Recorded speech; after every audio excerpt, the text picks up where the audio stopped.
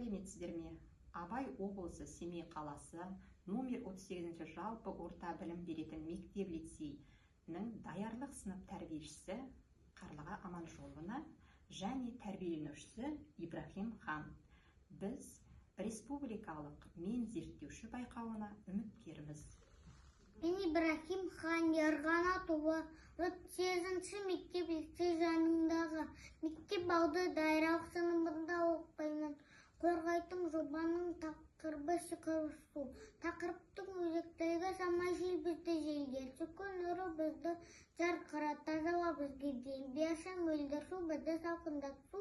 Баға жетпіс байлық, жер бетінде барлық тіршілік сумен байланысты. Суды ішемізді, сусын жунамыз, бірақ кез келген суды ішуге болмайды. Сумен біз жунамыз, сумен біз кірді жуамыз, сумен біз тамақ пісіреміз, сумен біз бау-бақша суарамыз. Сумен адамдар да жануар да шомылады,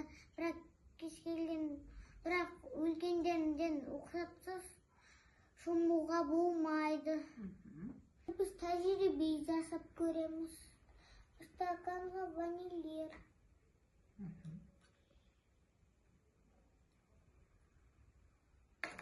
Енді аластырамыз.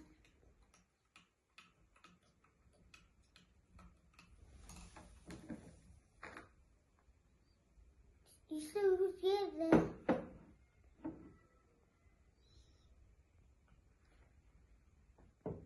Мынаның ішіне иісі жоқ.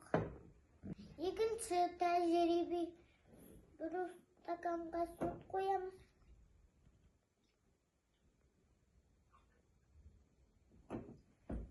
Енді қасықты саламыз. Енді қасық көріне ме? Жоқ, қасық көрінмейді. Суға салсаңшы көрінеді. Өткен су мөлдір. Келесі тәжірибе. Судың пішіні анықтаймыз.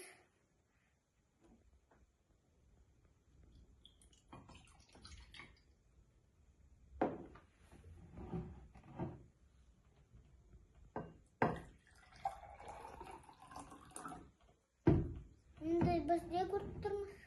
Судың пішіні жоқ.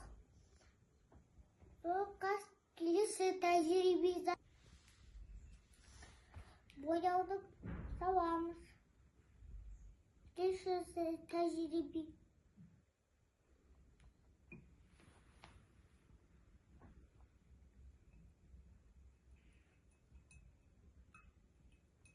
Судың түсі өзгерді.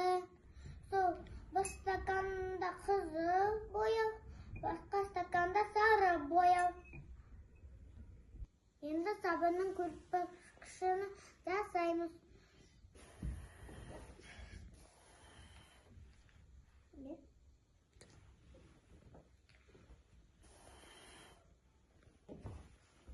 Қорытынды.